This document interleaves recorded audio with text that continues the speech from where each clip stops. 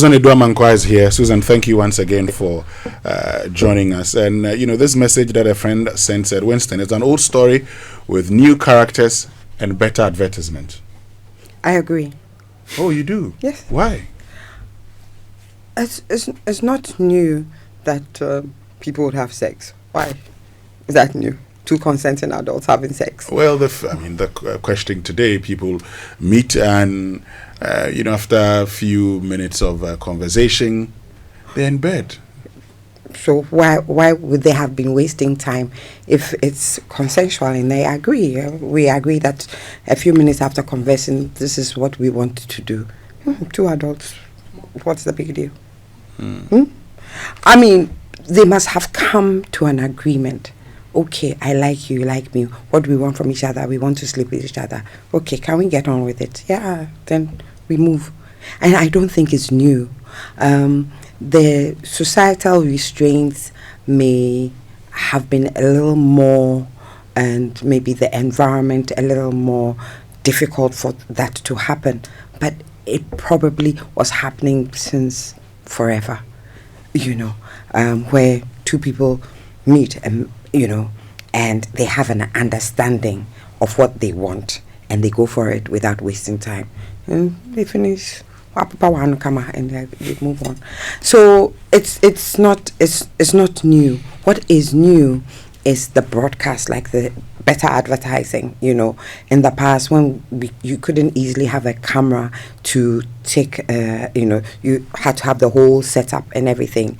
Then, the other party who's unwilling may have been saying that, no, I don't want to do it like this, or unless, but now you can have all these hidden cameras, like, he had the camera in his glasses, and unsuspecting victims didn't know that this would be the same. Yeah, but Susan, there are those who are concerned, and the reason they are concerned is that they say, you met somebody in a public place. Yeah. Let's say you meet somebody in the mall, and he says, hi, how are you? I'm this. Okay, you look beautiful. Can I show you where I live? Let's see how I live. And then you follow up. Well, do you know that in the past, I could see you at the train station or the bus station. No, we don't have trains in this country. At the STC. And then I would say, oh, I want to go to the washroom. Can you look after my bag for me? We did that. We even left our children with strangers. Can you watch my son for me? I'm going to the washroom and come. And you'd come back and still meet your son. Or you'd come back and meet your bag. We did that. But we have evolved to a stage where there's no trust. We don't have that kind of societal value where we are each other's keepers.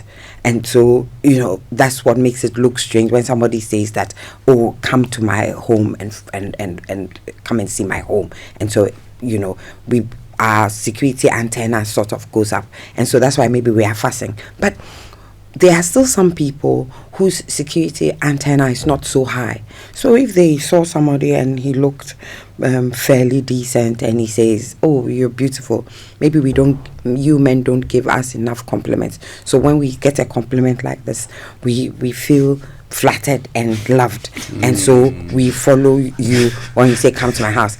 If we were complimenting your woman and you were taking better care of them, maybe somebody will not come and say, oh, you are beautiful, follow me to your house. Hold on a minute for me, because a lot of you have been asking, where's Konfo Anoche Kojo Yankson?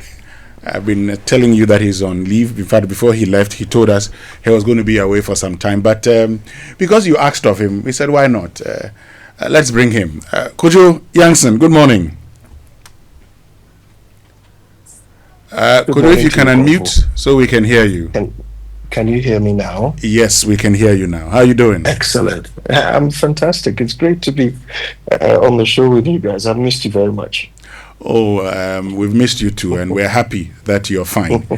Great. So let me get your views on this, because we've been discussing this off air, but let's bring it onto the radio now. We've had messages saying, well, it's old story with new characters, and Andy says, with better advertisement. I don't know what you make of that. Oh, goodness. This is a fascinating topic. But I've listened to so many of the views that have been shared, and I realize that there are some things we know and some things we don't know. The first thing is, do we know for sure that these ladies in question are victims? Do we know it for sure? If they were filmed without their consent, then they are definitely victims, and the law really needs to lay its hands on this gentleman. But were they filmed without their consent? Have they made any such complaint to the authorities that some guy has filmed us without our consent? Well, we told some of them have. I understand that some people have Yeah. spoken, some of these ladies have spoken publicly about what happened. But I am also being told that those who spoke are not the ones that have been seen in the videos. So the ones who have been seen in the videos haven't spoken. And so we still don't know whether these people that have been seen in the videos are actually people who were filmed without their consent. I say this because I'm aware that there are some people who create content to look like they have made these sort of spontaneous encounters with people that have led to sexual activity. They create content to look like that. But in reality, it's all very choreographed, it's all very planned, everybody understands what's going on, it's all consensual and so forth. I know that that exists. I don't know whether that is what this Russian person was doing. But one thing we know is that this Russian guy is a pornographer. He's not a sex tourist. He creates content that he can monetize, pornographic content that he can monetize. So he didn't come on a tourism frolic hoping that Ghanaian girls will somehow, participate in his production. He planned his production, came to Ghana to film it, went ahead and filmed it. As to whether these ladies were aware of what's going on or not is still an area that we really need to interrogate. But let us proceed with the assumption that these women were all filmed without their consent. The law is clear. We know what law this guy has broken, and it needs to be dealt with as such. But people seem very surprised by how, quote unquote, quickly these ladies consented or agreed to follow this man, to his residence or whatever. People seem surprised by that. That confuses me. Is it that people don't know that women know what they want? Like people are surprised that women know what they want, that they can see a man and decide within seconds whether or not they are attracted to him and would like to pursue a sexual relationship with him. Is it that people are surprised that women can make such a decision? Because that is nature. Women have been making these decisions since the dawn of time. That's not new. And this surprise, I don't know where it comes from. It suggests that we have a certain view of our women, which may not be accurate. That we consider women to be some sort of holier than thou, people who don't know what they want. Well, before you continue, the surprise is because for many of these people, they say they've met women, sometimes to even get to go out with them or actually date them takes forever. So their surprise is that some of these women could meet somebody and in a day visit the person. Of course, we haven't I haven't seen what happened when they got to their rooms, and nobody knows the conversation they had. This is just a recorded 2 minutes, 1 minute, version that have been circulated. So what I have said is I don't know what they discussed before they got into, the vehicles and went to the guy's apartment. But the point is that for many of those who are surprised, they say this is not how it is done. The feeling is that, when you walk up to a woman and you say, I like you, she says, oh, really? sometimes even to get her number is an issue. So for a man to get the number, come and see how I live, and straight they follow. Is there a surprise? Yes, Kojo. Churchill, any man who says that is not what normally happens is simply saying that doesn't happen to him. Yeah. That is all. It doesn't happen to him, but that doesn't mean that that's not what normally happens. I don't know why a woman cannot make up her mind within seconds whether or not someone. Why not? It takes only seconds for a man to choose, so why should it be any different for a woman? So if a man says that doesn't normally happen, he means it doesn't happen to him. Yeah, maybe in his case, women have to think for a while before they say yes. But that doesn't mean that a woman cannot also see another person and decide instantly that I like this guy. So yeah, let's just make this clear. We're all human beings. We're all moved by physical attraction, and physical attraction is an instant thing. It's not something that you have to go and check someone's archives and records before you decide that they are physically attracted to them. And you see, it feeds into this whole hypocrisy. We have a certain view of our women, and maybe I should be fair that some women contribute to us having that view of them. Okay, some women contribute to it by suggesting that they are they are holier than thou, right? But I think that if you pay attention, you will know that we're all human beings. And so it's not that, as for Ghanaian women, it should take you a week, to convince them to be attracted to you. And this Russian guy has somehow cracked the matrix or broken the code, or no, humans are humans. And if a human is attracted to you, they're attracted to you. Besides, let us not forget the fact that this may be completely curated content. This may be totally premeditated production that we have all been convinced into believing some kind of spontaneous thing. Maybe it was planned.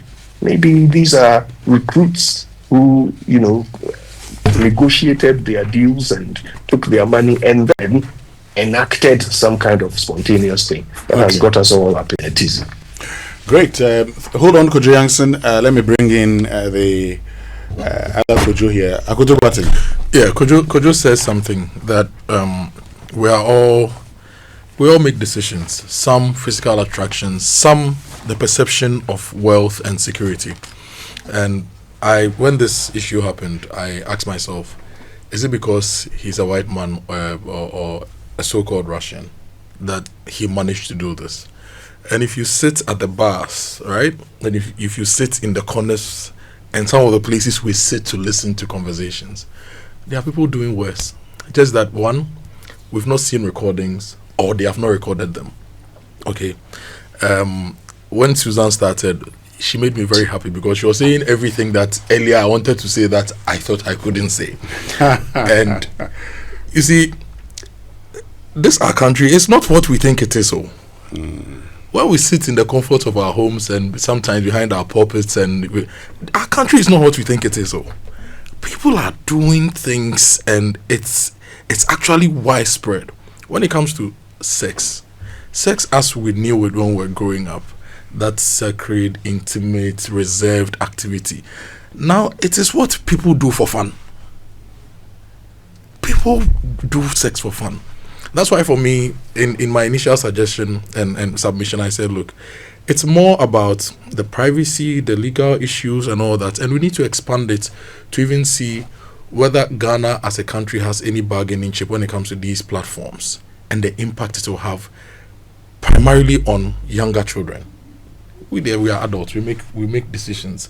Sometimes rational, sometimes irrational, sometimes informed, sometimes ill-informed. But we need to use the powers of the state to start protecting the vulnerable group, and then also educate people a lot more. And so we as a people need to learn and see what is happening. And yesterday, 2 days ago, I was following the Facebook, the Meta story, and this Australian woman telling a story of how her 15-year-old child was deceived by an Ivorian scammer they got nudes of him, threatened to put it out, and the child had to commit suicide. And how we as adults too, sometimes anything we see online we want to share.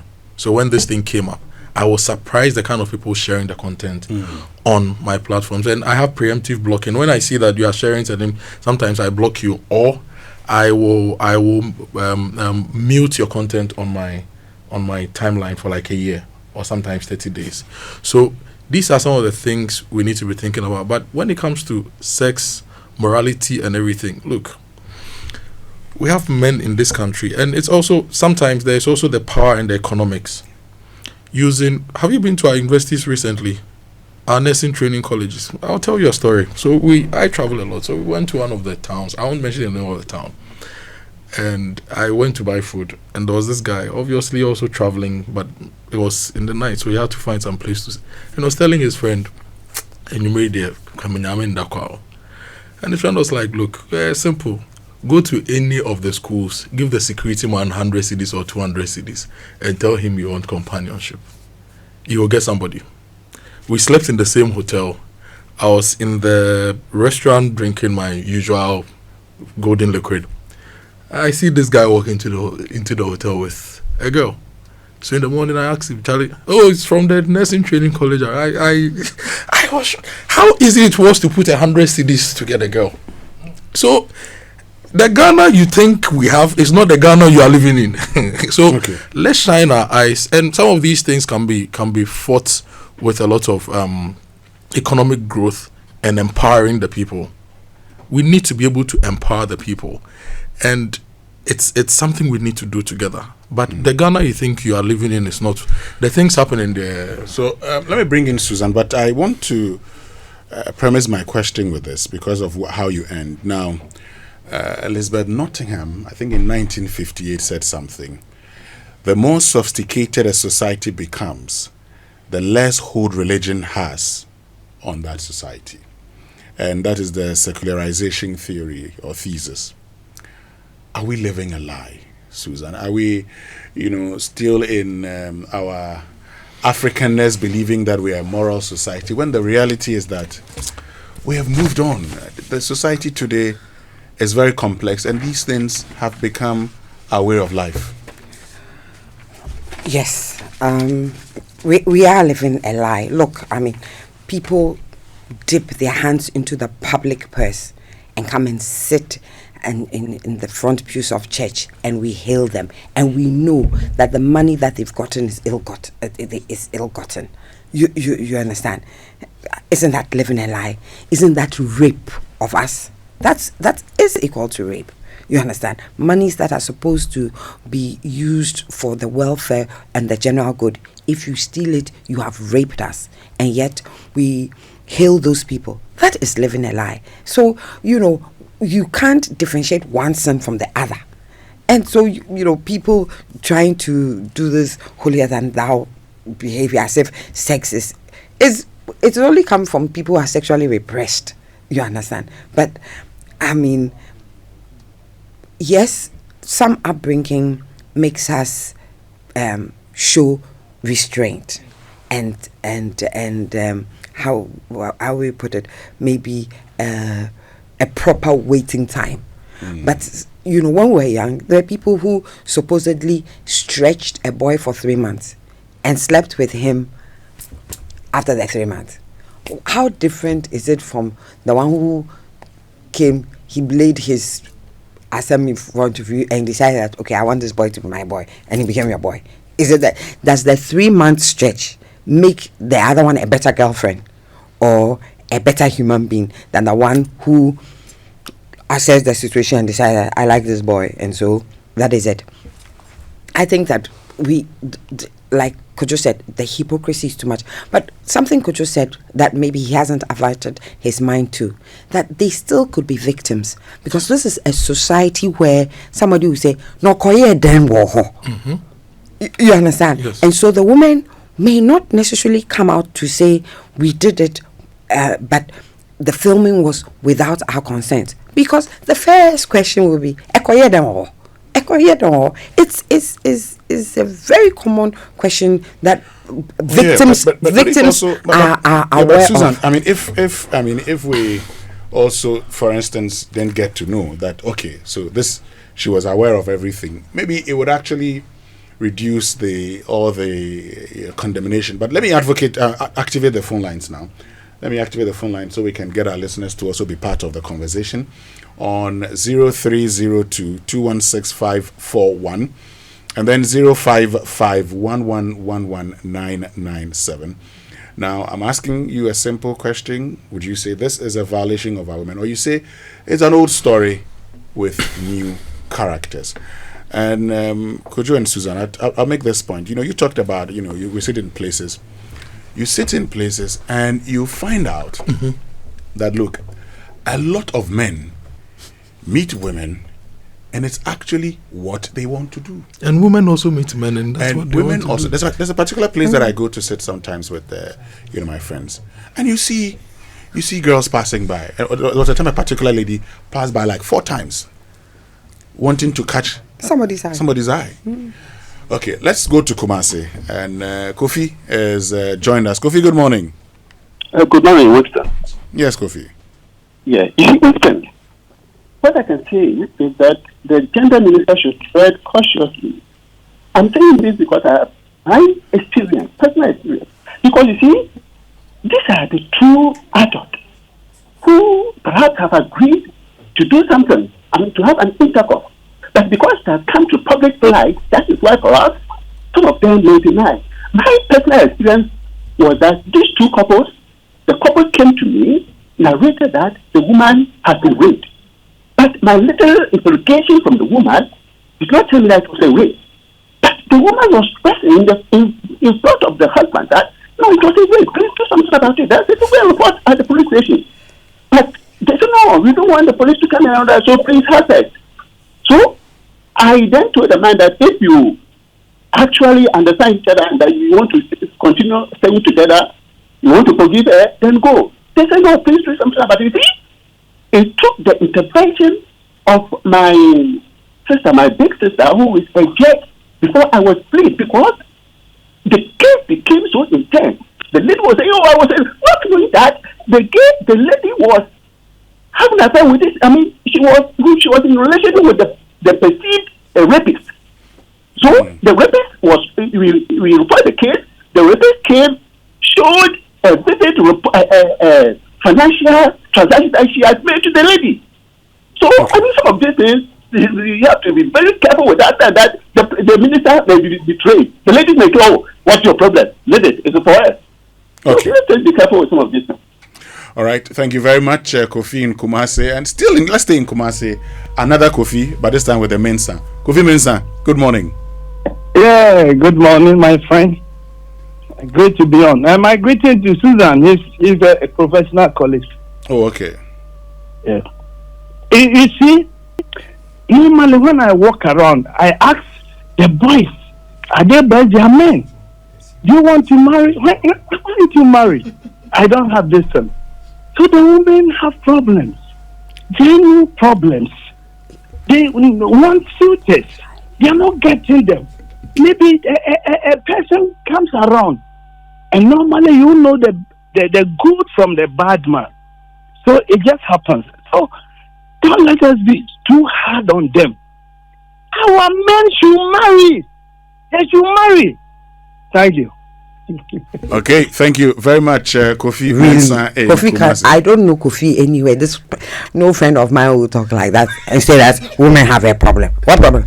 Please, he's not my friend. I don't know him. But he said he's your He's not my friend. colleague. He's my professional colleague. Where? Yes, Which doesn't one? mean he's your friend. Okay, which profession is this one? Please what forget profession it. are you in? He's not my Isaac friend. from Kumasi. Isaac from today is Kumasi. Let's stay in Yes, Kumasi. I brought Kumasi to you. Isaac, good morning. Hello, good morning, Isaac. Oh, we've lost Isaac. Isaac, please try and get in touch with us again so we hear from you. I was enjoying, all the calls from Kumasi. But let's go to Ro in Accra. Ro, good morning. Hi, good morning, and top of the morning to you and your panelists. Could you Chitinga, we miss you. Come back. Oh, Ro.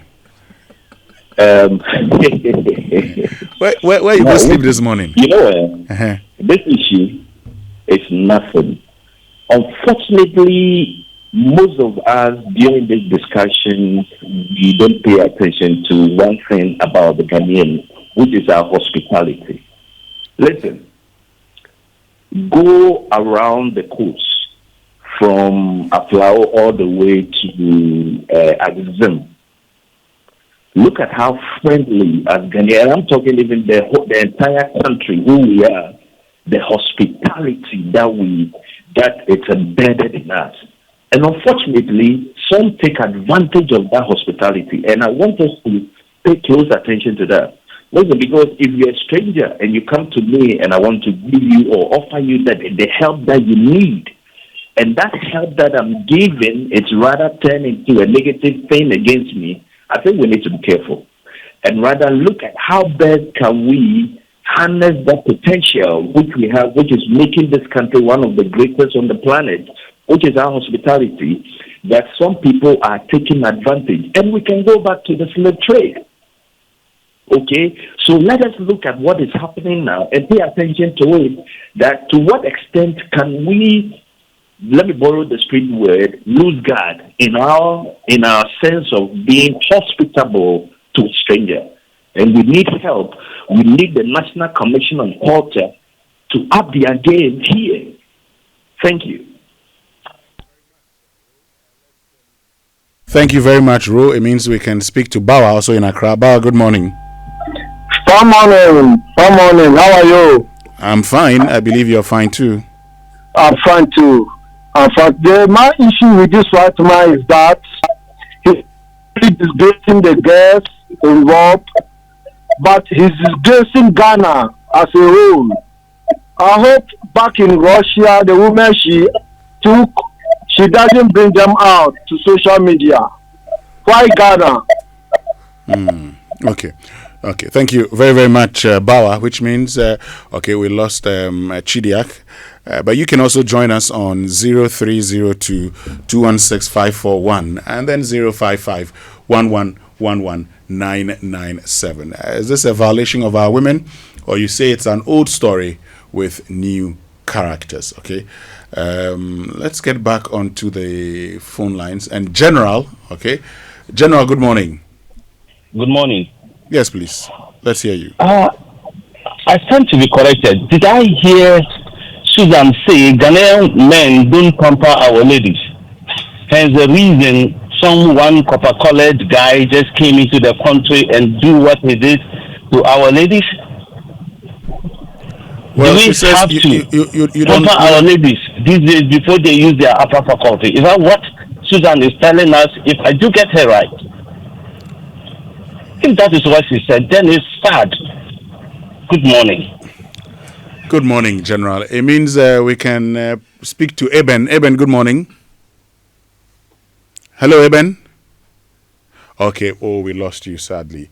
Eben, please try and get in touch with us again. Yes, Susan, you want to say something? You know,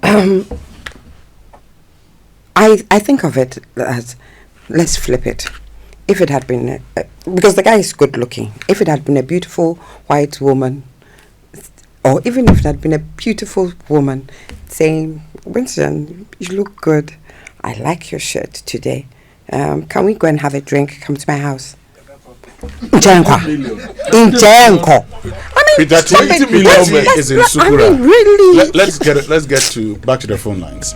Peter T is in Sukura. Peter T, good morning. Good morning, Wilson. Wilson, how are you? God is still taking care of his children, Peter T. Excellent topic that you are placing at our disposal this morning.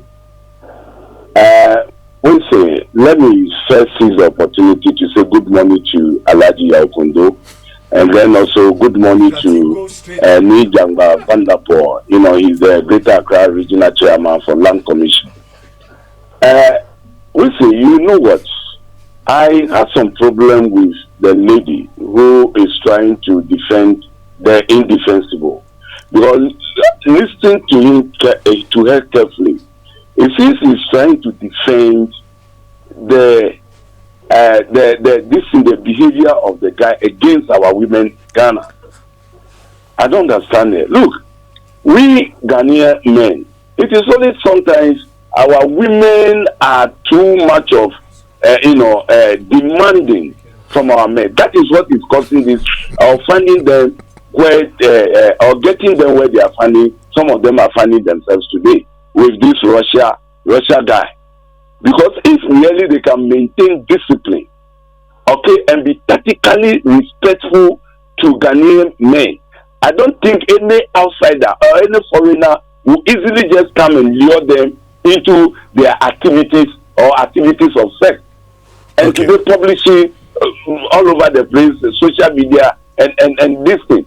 So we shouldn't condone, illegality. We should see the mistake as a mistake, and then quickly trying to put, measures in place and curtail them from happening. Let's take a good measure. Let's look at the situation and see who and who will come on board and arrest this guy. Are you getting me? Because no Ghanaian can behave the way this guy behaves. So we should not be supporting or trying to justify our impression because Ghanaian men are not. Oh, come on, what are we talking about? We are good to our women, but they don't want to be good to us, and that is the replication that we are facing today.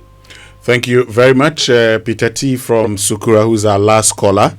We can't pick any more of your calls, but keep your messages coming on 055-1111-997. Yes, Susan, you want to make a point? What is the problem here? If laws have been broken, then laws must work. Okay, the law must work.